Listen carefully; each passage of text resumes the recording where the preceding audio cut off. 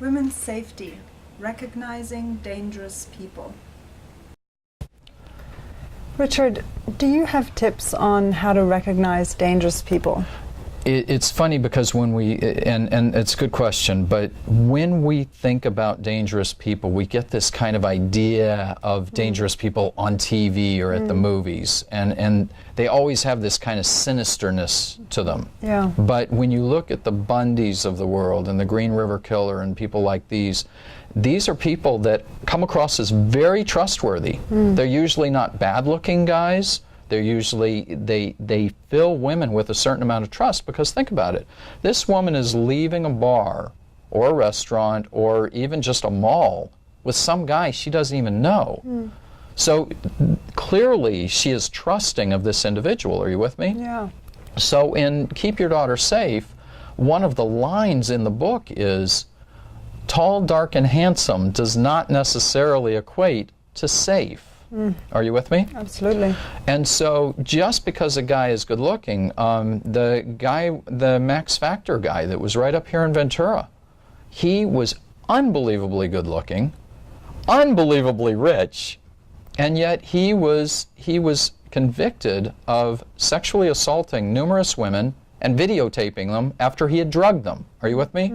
Here's a guy that probably didn't even need to be drugging these women to have sex with them, and yet he was still doing it because he was a pure predator in its most pure form.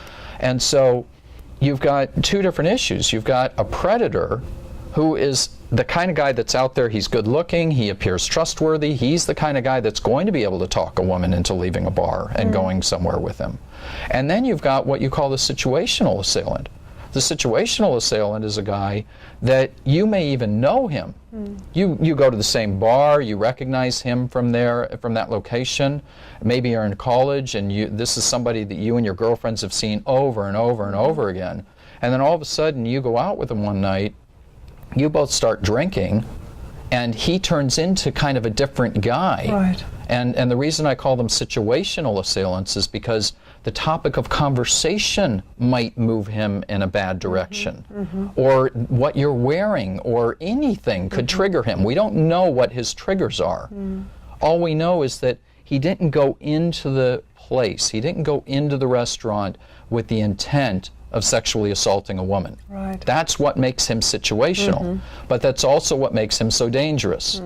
Because there is no ability to just point at him and go, oh, that's a bad guy there. And it's funny because usually the people that the women are pointing at going, I don't trust that guy, those are the guys that they can usually be trusting. Right. Because they're looking more at how they're dressed or how they're acting or something, as opposed to saying, you know, I don't trust him inherently. We don't have the ability to distinguish a liar versus a truth teller. Yes. If somebody walks up to you and you say, hi, my name is Joanne, they have no way of knowing if you're lying or not, right? Yes. Same thing with all these other people. So really what it comes down to is, since we cannot recognize safe from dangerous, what we run into now is being aware, realizing that you're not going to know enough about this person until you've been on at least 3 or 4 or 5 or 6 dates with them, probably closer to 5 or 6.